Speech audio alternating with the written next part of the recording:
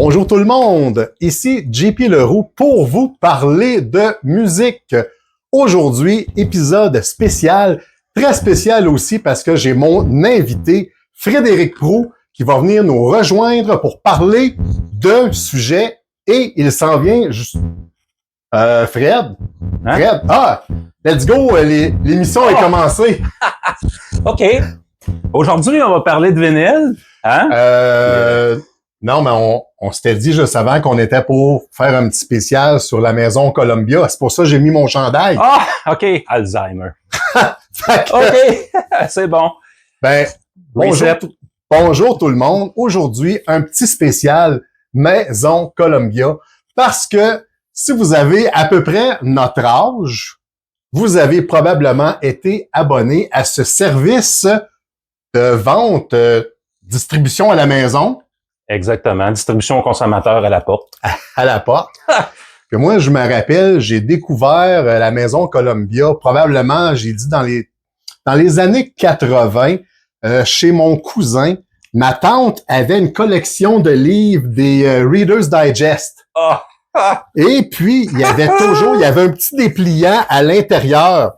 Et je vais vous le montrer à l'écran, c'est un peu petit ici, mais c'était un dépliant un peu comme ça. Ah, c'était dans le Reader's Digest, ça. Ah oui. Et on avait des titres ici et on avait une petite espace pour écrire des numéros, les numéros qui correspondaient à l'album qu'on voulait. Oui, c'est vrai. Un numéro agent 6 chiffres, là. Qu'on voulait commander. Et moi, ce qui a vraiment attiré mon attention, c'était en gros 12 albums de votre choix pour Une scène. une scène. Plus shipping. Ah oui, c'est vrai, Oui, c'est vrai. C'était ça qui t'a 6,95 de shipping, puis 13 cassettes ou 13 de je sais plus quoi, gratis. Ben, 99 cents. Mais la pogne qu'il y avait, par exemple, c'est que ensuite on devait acheter, je pense que c'était 7 albums Oui. en 3 ans. Tu avais un contrat pour acheter des albums à prix régulier, en spécial. Puis ça, c'était cher. Puis là, tu surveilles parce qu'à tous les mois, ils t'envoyaient une sélection du mois avec une petite carte à remplir. Oui, mais il fallait que tu remplisses ta carte avant que la sélection elle arrive. Parce que tu la remplissais pas, puis tu la retournais pas, tu recevais le disque. Là, tu recevais ça dans ta boîte à mal, puis là, tu ouvrais la boîte à mal, puis mettons que tu étais un tripeux de hard rock ou de heavy metal, mais là, tu avais un CD de Olivia Newton-John. Là, tu Oui. fais, hein, qu'est-ce que c'est ça? J'ai pas commandé ça, moi. Ah! J'ai oublié de renvoyer ma carte pour dire que je la voulais pas. Mais on pouvait-tu le renvoyer pareil?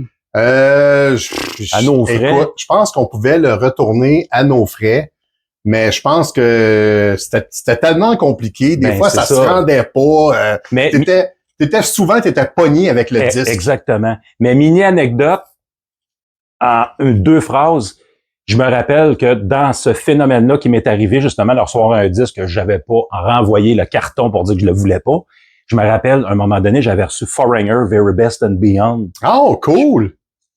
Je connaissais pas Foreigner de nom, mais quand j'ai écouté le CD, j'ai fait « Hey, c'est plein de bonnes tunes, Cold as Ice, I Want to Know What Love Is, etc. » Je dis « Voyons donc, c'est Foreigner, ça! » Ben là, je garde ça. Tu sais, mais c'est le seul qui a fait ça. Les autres CD...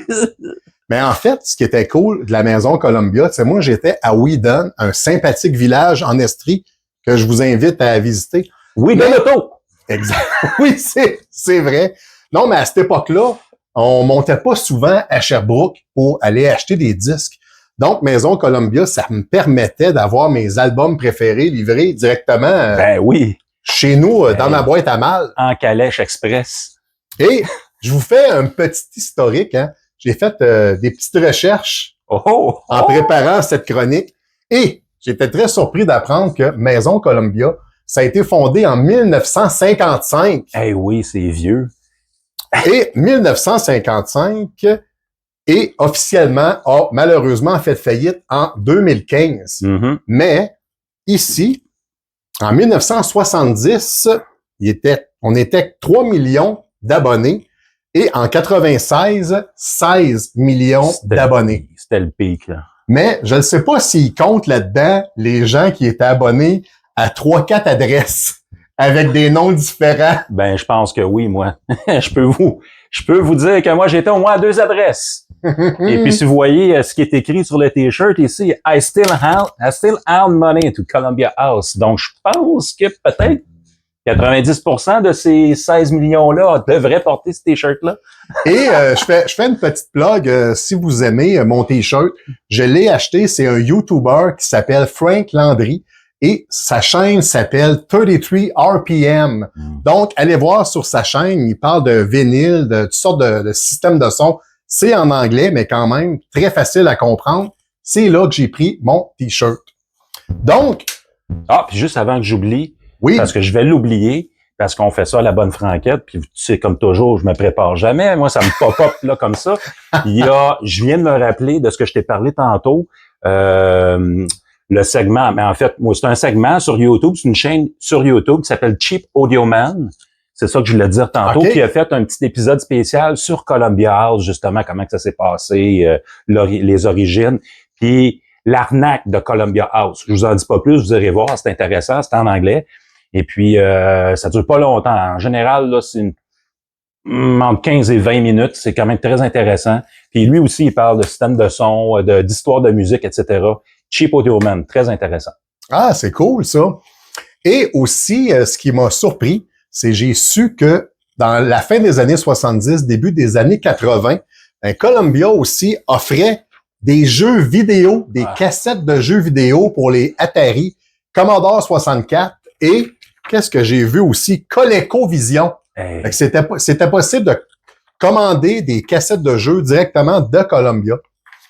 Et ce que j'ai décidé de faire, étrangement, je me rappelle d'une de mes premières commandes de chez Columbia, hein, les 12 vinyles. J'en ai un peu plus, mais je me rappelle, tu sais, si ma blonde, elle me donne une liste à l'épicerie, ben sur 5 articles, je vais en oublier 3-4, mais me rappeler des disques que j'ai achetés dans Columbia, ça, je m'en souviens. Ça, c'est pas un problème. Ça, c'est pas un problème.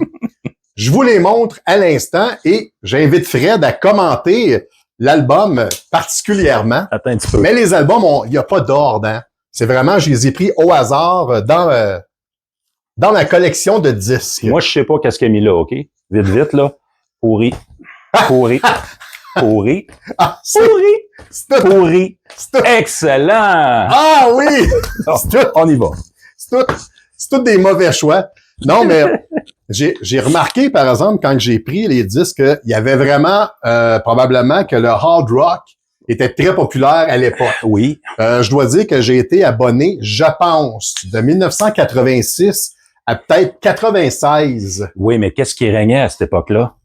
C'était le hard rock, le melodic rock, AOR, c'est ça qui pognait beaucoup, là. C'est vrai. Il y avait du punk un peu au travers, mais le heavy metal que la plupart des jeunes connaissent aujourd'hui, c'était pas à cette époque-là.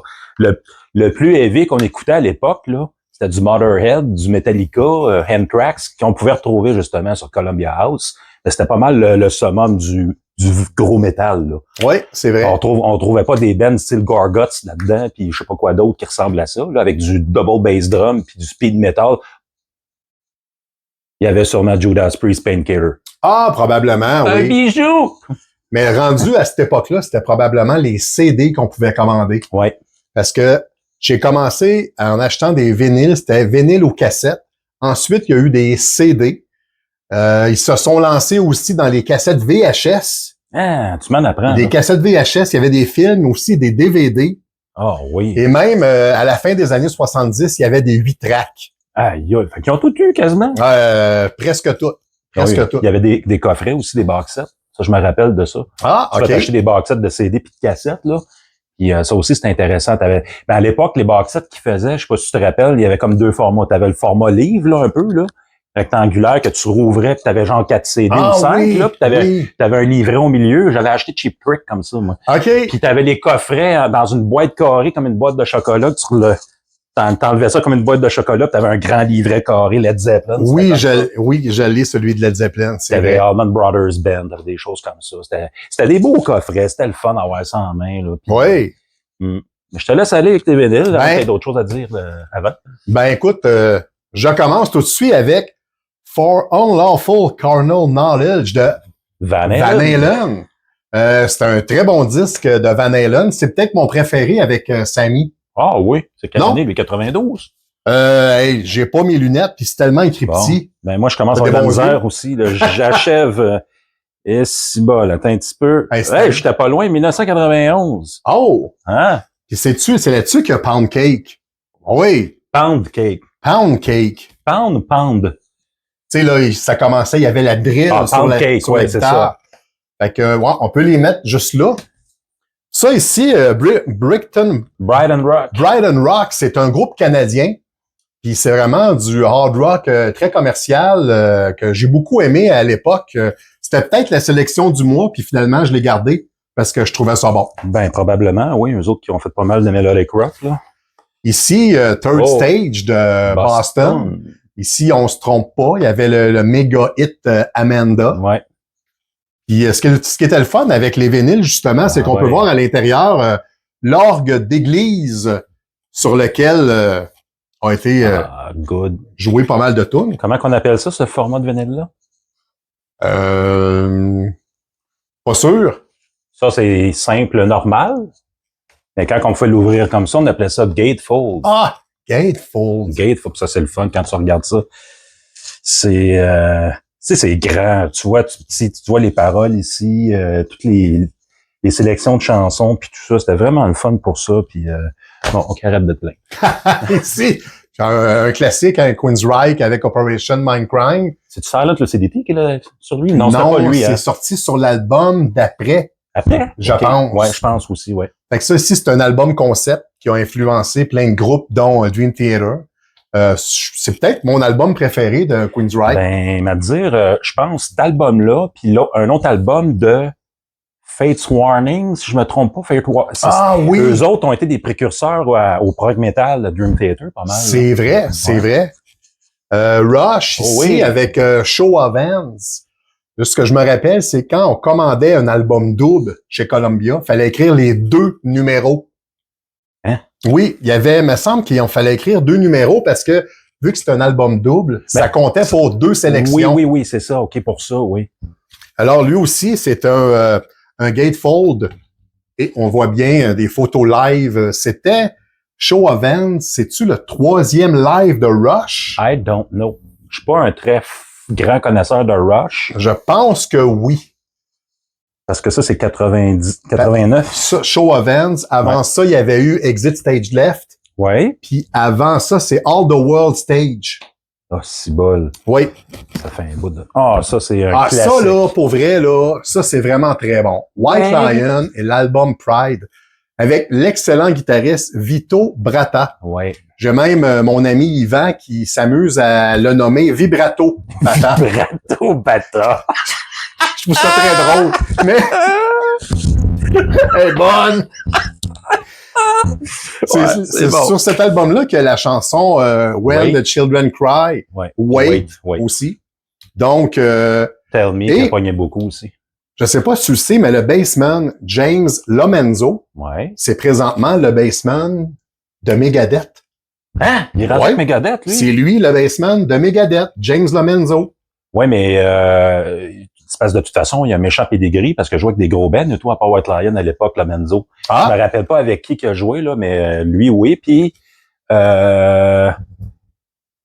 Greg D'Angelo et tout, après White Lion, il était là avec un band connu, mais là, c'est loin, je me rappelle pas. Vito Bratta, là, l'un des meilleurs guitaristes de melodic rock, blues rock, le hard blues, là. Ah, c'est vrai. Il est méchant bon guitariste. Puis lui, là, quand White Lion a arrêté, il a disparu dans la brume. Malheureusement. Ils ont fini par le retrouver à un moment donné. Ils l'ont interviewé. Il était très attaché à son père, puis il s'est occupé de son père après White Lion. Puis c'était à peine s'il faisait des petits shows des fois là, de blues là, à des places perdues aux États-Unis. Mais il a jamais reparti rien. Ben, je me rappelle qu'à l'époque, il y a beaucoup de guitaristes qui comparaient à Van Halen. Ah oui, parce qu'il avait le même style un peu. Oui, c'est vrai. Ensuite, un album qu'on retrouve sur aucune plateforme de streaming. Puis je ne sais pas pourquoi. J'ai cherché Waking Up the Neighbors de Bryan Adams. Ça, c'était produit par Mutt Lange, qui venait juste de produire Hysteria de Def Leppard. Mutt Lange ou Mutt Lange? Mutt Lange. Mutt Lange. Oui. L-A-N-G-E. Oui, c'est ça. C'est ça, c'est Mutt Lange. Je l'ai prononcé de façon anglaise. Mutt Lange. Ouais, Mutt Lange. Donc, c'est un album double. Mutt Lange cisé. Oui. Waking Up the Neighbors, Bryan Adams. Qu'est-ce qu'il y avait donc là-dessus? Ben, hey, qu'est-ce qu'il y a là-dessus? Je cherche. Ah, Everything I Do It For You, entre autres. Mais moi, ma favorite là-dessus, qui est ma favorite de tous les temps de lui, c'était...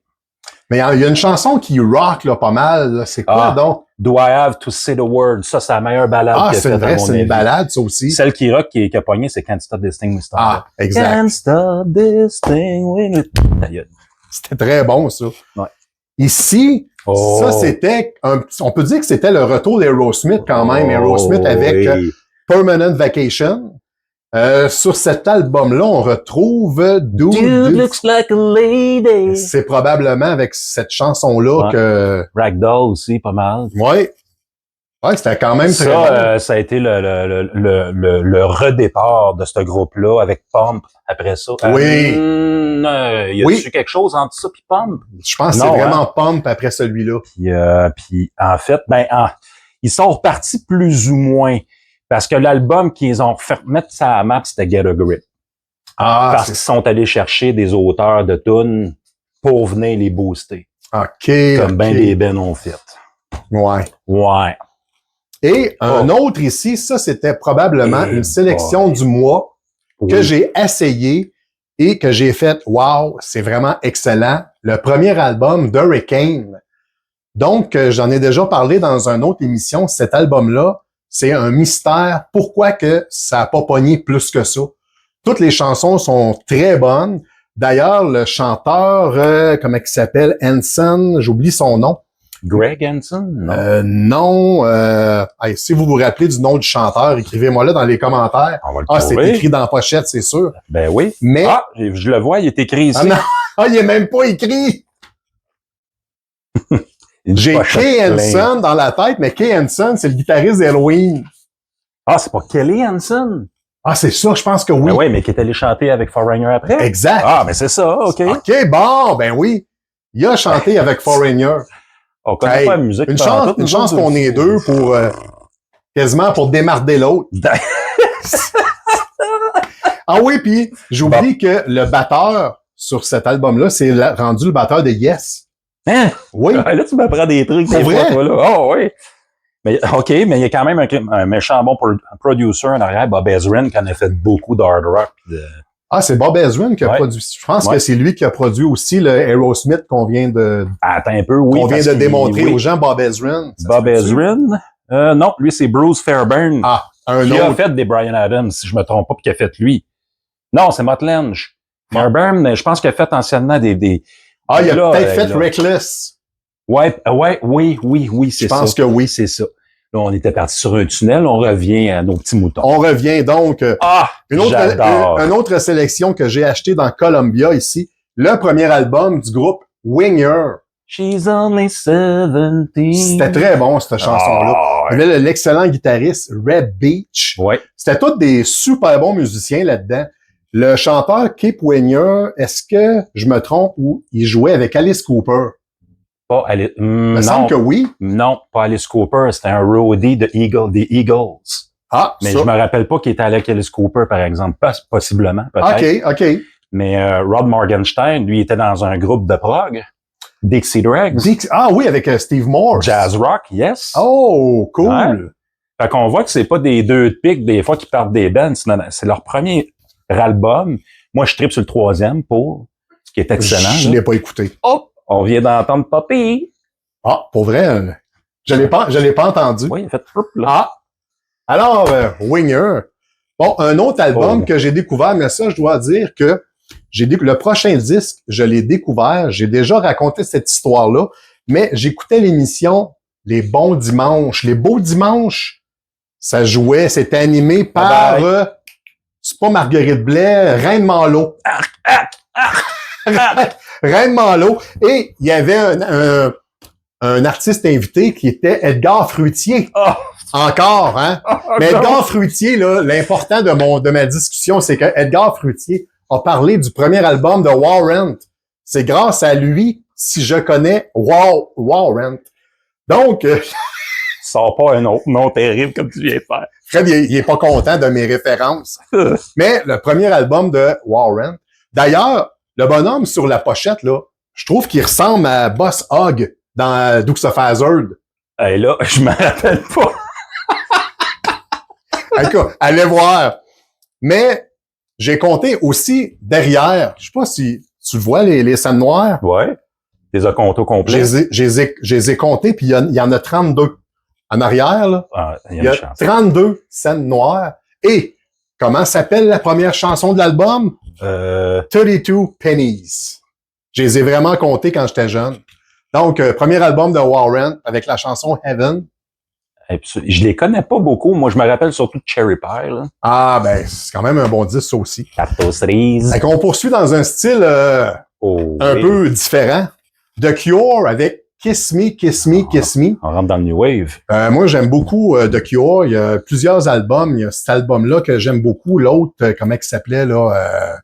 J'oublie les titres, là. C'était Disintegration. Disintegration. Ouais. Très bon, cet album-là aussi. Mon favori, par exemple, moi, c'est 17. Ça, 17 Seconds? 17 Seconds, qui est sorti avant. C'est pas le titre de l'album, c'est The Forest, je pense, l'album. 17 Seconds, c'est une toune. Je sais plus. Je pense que c'est le contraire. C'est une pochette blanche avec des arbres, là, genre. Oui. Je capote sur cet album-là. Puis c'était un album double, mais il est pas gatefold. Ah. Mais il y a un œil derrière. Et des lèvres devant. Et des lèvres devant. Donc, The Cure. Très bon disque, ici. Un autre très bon album ici, Music for the Masses de Depeche Mode. Donc, je trouve que Depeche Mode, dans les années 80, ils ont produit que des bons disques. Il y a cet album-là, l'album aussi Black Celebration, qui est très bon, puis l'autre album, juste après celui-là, qui s'appelait Violator. Yes, avec la fleur. Oui, ouais. Qui avait Policy of Truth, puis tout ça. Policy of Truth. Sur cet album-là, on retrouve Never Let Me Down Again, Strange Love.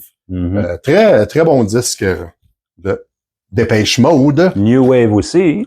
Et on retombe ici dans le hard rock solide avec le deuxième album de Skid Row, Slave to the Grind.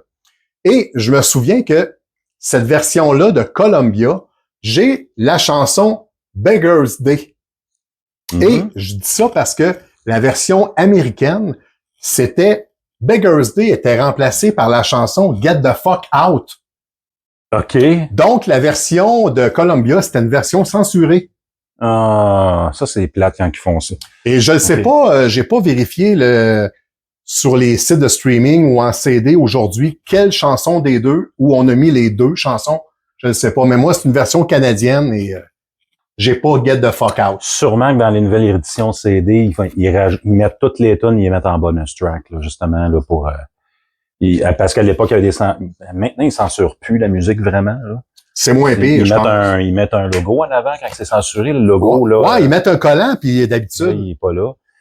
Mais moi, j'aime bien le premier album avec la grosse balade, là, I Remember You. Ben, les deux premiers Skid Row sont vraiment bons, là. 18 and je sais pas trop quoi, là. 18 and Life. 18 and Life, c'est vraiment, là, ouais.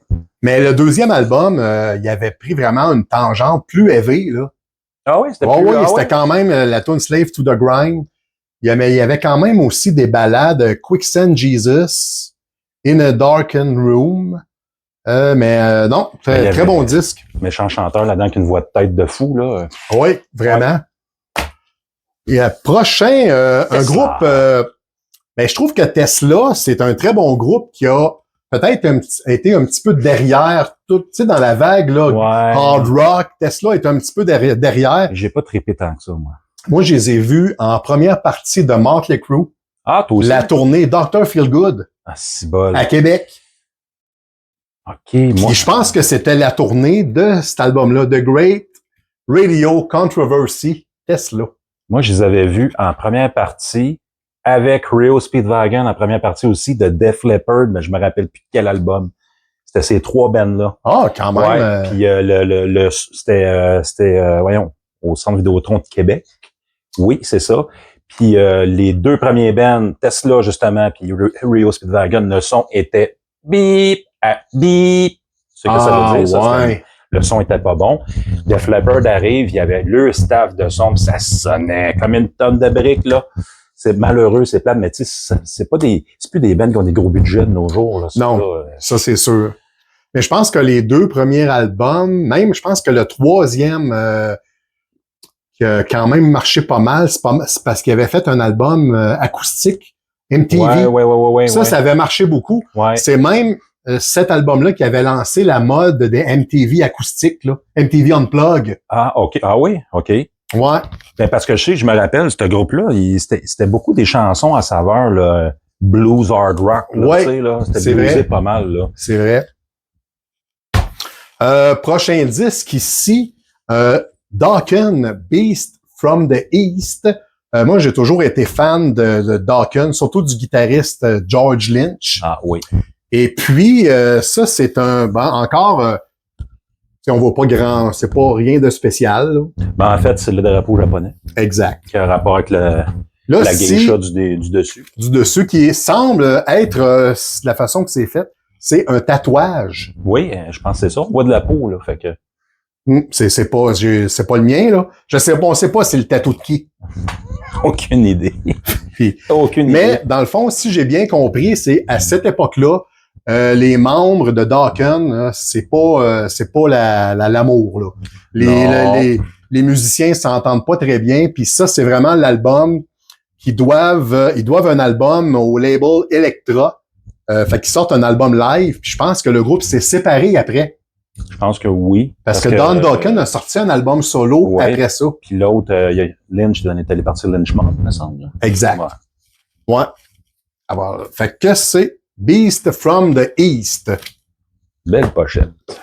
M'en reste juste 2. Alors ici, Vinnie Vincent Invasion. Eh boy. Donc, Vinnie Vincent, qui est un ancien guitariste de Kiss, qui a quand même été très important pour le groupe Kiss, mais ensuite, il a tombé dans un délire, je sais pas comment on peut nommer ça. Paranoïaque. Délire paranoïaque. En fait, on voit ici les membres du groupe derrière. Finalement, le groupe ont mis leur leader, Vinnie Vincent, ils l'ont jeté dehors. Ils ont parti le groupe Slaughter. Et ils ont commencé à avoir un succès énorme. OK, ça, je la savais pas, par exemple. Ah oui? Je les connais, Slaughter, mais Slaughter, c'était plus Melodic Rock. Là, oui. Là. Parce que, tu sais, quand tu regardes le nom Slaughter, puis que les pochettes qu'il y avait, la première idée qui venait, hey, c'est du métal, ça, là. Mais pas en tout, tu mets ça, puis c'était du Melodic Rock, là. Donc, c'est tout le groupe de Vinnie Vincent, sauf avec un autre guitariste. OK. Puis c'est le groupe Slaughter. Ah, bon. Donc, c'est le chanteur qui s'appelle Mark Slaughter. Ouais, OK, c'est ça, oui. Et voilà, ça vient de Vinnie Vincent. Ah. On en apprend tous les jours à cette chronique, ma foi. N'importe qui. Ah, toujours. Toujours. Hey, le dernier, ça, c'était probablement une sélection du mois. Ah oui. Et j'avais vu la vidéo de la chanson Girls School. Je parle ici de Britney Fox. Oh yeah! C'est un groupe hard rock américain. Et si je me rappelle bien, il y a des membres, je pense qu'il y a 3, le chanteur et le guitariste étaient à l'origine de Cinderella. Une autre affaire que je savais pas. Et je pense qu'il y a eu, je ne sais pas exactement qu'est-ce qui est arrivé, mais le chanteur a décidé de partir sur son bord avec le guitariste pour former Britney Fox. Mais Cinderella a eu quand même beaucoup plus de succès. Oui, c'est sûr et certain, là. Leur premier album a quand même bien marché. Le deuxième, je l'avais acheté en cassette. Quand même bon. Mais ici, ça n'a pas marché tant que ça. Mais c'était pas canadien, ça? Non, c'est... Ben, c'était forcément... Ben, pas forcément, américain, mais américain, vu que Cinderella, c'est américain, là, mais... Ouais. Alors, ça complète ma petite discographie de musique que j'ai commandée dans ma première commande de disque Columbia. Si vous avez d'autres expériences, j'aimerais ça connaître vos expériences bonnes ou mauvaises avec Columbia et leur service à la clientèle. Ah, ça, sérieusement. Ben, en fait, service à la clientèle, ça laissait à désirer. Hein. Mettons que, tu sais, je veux dire, autant que le client qui... Je pense que le client a fait beaucoup de fraude aussi avec ça parce que, en fait, je connais pas personne qui s'est fait poursuivre parce qu'il avait pas payé son compte. On n'a jamais reçu de lettre de comment qu'on appelle ça déjà, de huissier. de huissier! T'as reçu une lettre de huissier de Maison Columbia. Non, mais tu disais des lettres de recouvrement. De recouvrement. Puis, oh non, oui, je pense qu'on en recevait, mais après ça, et quand tu payais pas, ils gossaient pas après toi. Ils devaient en avoir pas rien qu'à peu près. Bon, ça, c'est le côté plate, mais en fait, ça a tellement été populaire, ce côté plate-là, qu'ils en ont fait des t-shirts. Parce que c'est vrai. Mais je sais pas si tu te rappelles, moi, je me rappelle, à l'époque, je restais en campagne, j'étais en autobus, puis je faisais des longs trajets dans les bus jaunes, là. Puis c'était un trajet de 45 minutes que je faisais, là. C'était vraiment long. Fait que vous devez vous douter que j'étais tout le temps sur le Walkman avec des cassettes à l'époque. Après ça a été des CD. Mais tu sais, une journée là normale d'école, là, puis c'était plate. T'arrives chez vous, il y a rien d'intéressant qui se passe. Tu ouvres la boîte à main, puis t'avais ta boîte avec tes 13 cassettes dedans. Ah oui. Là, ta journée était faite. Tu t'enfermais dans ta chambre. Fred, le souper est prêt. Là, t'allais chercher ton souper, tu remontais dans la chambre avec ton souper, puis t'écoutais tes cassettes. Tu déballais, hein? Ouais. Ton colis. Moi, je descendais en bas du village, puis là, il y avait un petit... là, tu ouvrais ton coffre. Là, il disait, vous avez un colis. Là, je traversais l'autre côté, puis là, il me donnait mon vinyle dans ma boîte, là. Ah non, là, c'était vraiment le fun. On parlait tantôt qu'il y avait des pratiques un peu douteuses, là, tu sais. On s'abonnait, on avait 13 ans, 14 ans. Ils ne demandaient pas la signature de nos parents. Absolument pas. Non. Ben, en fait, c'était voulu parce qu'ils voulaient aller reacher un maximum atteindre, excusez-moi, atteindre un maximum de clientèle. Puis d'après moi, il avait prévu le coup qu'il y aurait des fraudes de clientèle qui paieraient pas mais qu'ils trouveraient leur compte pareil avec ceux qui payaient. Parce que sérieusement, c'était cher une cassette ou un CD ou même un vinyle à l'époque. Quand il fallait que tu payes le prix régulier. Ouais, là. c'est Moi, là. Je me rappelle, là, c'était tes 20-21 piastres du CD là, en 92, 93. Oui. Là, Des fois, c'était plus cher qu'en magasin. Oui. Oh oui. Fait qu'ils se reprenaient là, à quelque part. Exactement. Fait que dans le fond, eux autres, ce qu'ils nous donnaient, mais c'est parce que à l'époque, j'aimerais ça me rappeler. Anyway, non, je veux pas m'en rappeler parce que vous irez le voir dans l'émission de Cheap Audio Man que je vous ai parlé tantôt. Il expliquait c'était quoi la fraude de la part de Columbia, comment ils ont fraudé le système pour être capable de se faire un maximum d'argent avec ça. Puis c'était quand même ingénieux, là. Mais comme on se parlait tantôt, j'ai lu sur Internet que eux, dans le fond, ils achetaient des licences pour imprimer des vinyles ou des cassettes. Et ensuite, je pense qu'ils imprimaient plus que ce que... Oui, je me rappelle, là, c'est ça. Ils imprimaient plus que qu'est-ce que c'était permis par leur licence. Donc, ils se sont fait avoir à un moment donné à cause de ça. Là. Sauf que il avait sûrement prévu le coup que l'amende était payable avec le profit qui se ferait. Là. Probablement. Tu sais, de contourner les lois comme ça, puis écoute, je veux dire, c'est nous autres qui en a profité aussi. Je veux dire, on a tellement ramassé de cassettes sans les payer. Et ensuite, avec la venue des plateformes et des Amazon et whatever, ça a été vraiment la fin de la maison Columbia. C'était mouru, comme il faut. C'était mouru. Oui. Donc, merci beaucoup. Ça clôt notre petit spécial Maison Columbia. Mais pour terminer, je vais juste ouvrir une minuscule parenthèse. Là. J'ai beaucoup de gens qui m'écrivent et qui me demandent pourquoi tu fais pas une vidéo sur angine de poitrine. Mais honnêtement, je ne sais pas quoi vous dire de plus que toutes les 100 000 vidéos qui existent. Bon, c'est des musiciens exceptionnels. C'est vraiment hot ce qui arrive présentement. Mais attends un peu. Oui. Là, c'est à brûle pour point comme ça que je le propose. Tu me dis oui, tu me dis non. Tu le marqueras dans l'épisode. Veux-tu qu'on en parle tout de suite, 5 minutes, 10 minutes? Bon, on peut en parler. À moins que tu t'avais prévu de faire juste un épisode là-dessus, je le sais pas. Là. Ben non, parce que, comme je dis, juste pour terminer, musicalement, j'embarque pas tant que ça. Disons que je suis pas un grand fan de musique instrumentale, mais je me répète, c'est vraiment hot ce qui arrive. Ils en parlent partout à travers le monde. C'est des musiciens exceptionnels. Ouais. Mais j'ai pas rien à dire d'autre. Mais vas-y, Fred, go. En fait, pour mettre les choses au clair au départ, là, c'est que ce style de musique-là, le microtonal, là, ça fait déjà des décennies que ça existe. Dans le rock progressif, on appelle ça du math rock, mathematic rock. Okay. Il y a plein de groupes qui ressemblent à ça, qui jouent exactement le même style de musique. Là où est-ce qu'il y a eu un avantage pour Angine de poitrine, c'est qu'ils ont mixé la théâtralité du rock progressif des années 70, comme mettons Peter Gabriel avec Genesis à l'époque quand il y avait des costumes, parce que c'est un peu comme ça, là. OK. Là, c'est ça qui les ont fait décoller avec leur concept de parler bizarre et puis d'avoir une identité inconnue. On sait pas c'est qui, ces deux musiciens-là. On sait juste qu'ils viennent de Jonquière puis qui ont fait faire leur instrument par un luthier qui vient de Jonquière spécialement pour ça. Puis que, bon, avec leur logo le triangle, là. satanique avec l'œil, tout le kit, là, parce qu'on sait que c'est ça que ça veut dire, là, Ben grosso oui. modo. Ben oui. Mais bon, c'est pour picasser les gens. Pis c'est ce qu'on appelle du putaclic, là. T'sais, le monde vont cliquer, puis ils vont voir ça, puis ils capotent.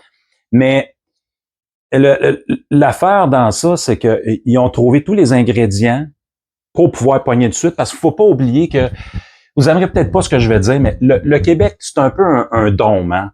Des fois, on pense qu'on a inventé quelque chose parce qu'on regarde pas ailleurs ce qui s'est passé. Mais ça existe depuis longtemps. C'est juste qu'eux, ils ont réuni tous les ingrédients pour que ça pogne. Puis, c'est des méchants bons musiciens, par exemple. Ah ouais, ben oui, absolument. Ça, Moi non plus, je traite pas parce que c'est de la musique de trance, là, quasiment. Ça, on écoute, moi, ça me fait penser à du vieux gong. Le groupe français, là. Du vieux gong. Un de mes groupes électroniques favoris de tous les temps, c'est Heldon avec Richard Pinard, ce groupe électronique français des années 70 qui faisait des trucs du genre un peu aussi.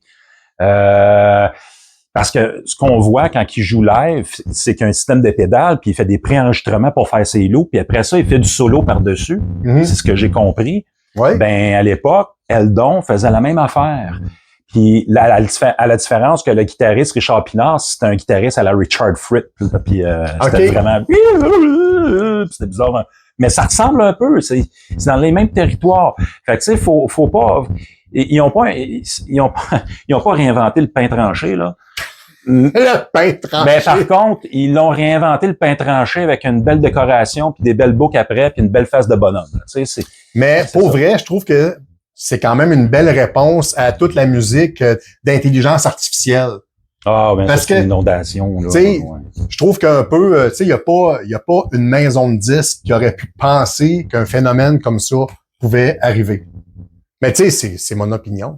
Mais faut pas oublier qu'il y a toujours les médias aussi derrière ça, là. Sans les médias, pour les faire voir, ça n'aurait pas eu un phénomène débile comme ça, là. Je veux dire, il y a quelque chose qui s'est passé là-dedans, là, qui fait qu'ils ont décollé si rapidement, là. Ben, peut-être ici au Québec, le passage à Tout le monde en parle, c'est sûr que ça l'a vraiment aidé. Toujours. Mais pour le reste du monde, je pense que c'est vraiment des vidéos, les gens qui ont été, ils ont vu des vidéos sur YouTube, puis ça les a intéressés. Puis... Mais pour revenir à ce que tu disais, j'aimerais vraiment ça les voir en spectacle, parce que je pense que c'est vraiment là qu'il se passe quelque chose, en show, avec les gens puis l'ambiance. Ben, tu rentres en transe, là, je veux dire, parce que la musique est répétitive, la base, là, tout, du moins, puis c'est parce que dans le fond, c'est vraiment de la musique, là, électronique de base, là, qu'on retrouve dans les années 70, 80, 90, mais faite à la guitare, là. Mmh. Puis c'est ça, mais c'est parce qu'au Québec, c'est un phénomène nouveau parce que nomme-moi des groupes de musique électronique ou de guitare avec de la musique répétitive comme ça, puis qui te rentre en transe, que ont été reconnus puis qu'on connaît. T'en connais-tu? Moi, j'en connais pas, là. J'en connais pas d'autres. J'en connais pas parce que ils sont allés dans une niche, ils sont allés dans un territoire que il n'y a pas grand monde qui écoute ce style de musique-là, là. Surtout pas au Québec. Mais là. Ce qui est vraiment étonnant, c'est que je dis là, c'est un phénomène mondial. Là. On en parle presque autant que Taylor Swift, mais ça joue jamais à radio. Mais tu peux pas jouer ça à la radio. C'est quand même particulier. C'est. Puis en vendre des albums là, mais ça joue pas dans aucune radio commerciale. Mais de toute façon, aujourd'hui, qui écoute la radio? C'est ça, c'est un autre débat. Honnêtement, là. Un autre débat. Faudrait faire un débat puis parler de Chaume 97.7, ces trucs-là. C'est qui TS? Eh boy. C'est Félix, un coup par Ah, c'est Félix. Hey, t'as pas eu une émission, toi, c'est Ouais, Félix? 2 émissions. J'avais eu Platitude Platine, puis je me rappelle pas de l'autre. C'était vraiment ça le nom? Oui, Platitude Platine. Platitude Platine, c'est que, bon, écoute, c'est à l'époque quand j'étudiais à l'université, puis j'avais un segment d'émission que je faisais Platitude Platine, puis ça, je prenais vraiment un disque d'un artiste, puis c'était un album que je trouvais vraiment pourri. Fait que j'étais comme, pas le précurseur, mais je poursuivais un peu ce que Claude Rajotte faisait avec le cimetière des CD. Là. Ah oui, sauf d'accord. que je faisais pas de Destroy avec l'album parce que c'était un album souvent que je prenais dans le rack à vinyle de l'université, fait que je pouvais pas vraiment détruire ça. Okay. Puis l'autre émission que je faisais, c'était une émission de cover. Je passais la toune connue en cover qu'un band fait. Quand on parle de cover, là, c'est un artiste qui reprend une chanson qui existe déjà. Okay? Ah oui, c'est vrai. Un jour, il faudrait faire une émission là-dessus. Oui. On a du bon matériel pour ça. Alors, on aurait en masse. Puis moi, ce que je m'amusais à faire, c'est que je passais un remake assez connu d'une chanson, une reprise en fait, là. Puis je passais la chanson originale. Puis il y a bien des chansons que les gens savent pas que c'est des reprises. Il y en a beaucoup. Puis je vais juste vous mettre l'eau à la bouche parce que d'après moi, ce que je vais vous dire là, ça va faire, hey, ça serait le fun de regarder l'émission que Fred et JP vont faire sur Platitude Platine. Non, mais pas Platitude Platine, mais sur les reprises. Saviez-vous que la chanson Les idées noires de Julie Masse, ben c'était une chanson du groupe. Ah non, j'ai oublié. Une baumerie encore. C'est le claviériste Greg Giuffria. House of Lords. Exactement.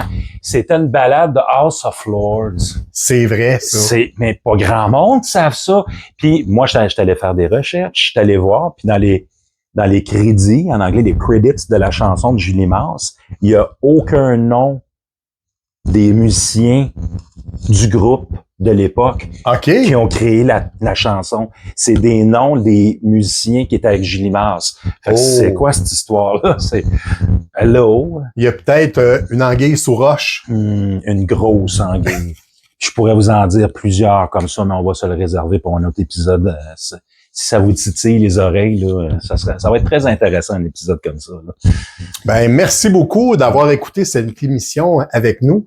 N'oubliez pas, si vous avez des commentaires, vous pouvez les écrire. Vous pouvez vous abonner à la chaîne. Si vous avez même des suggestions pour des prochaines émissions, envoyez ça ici on va étudier vos commentaires. Partagez. Faut que ça se voit. Merci. À la prochaine. Good night.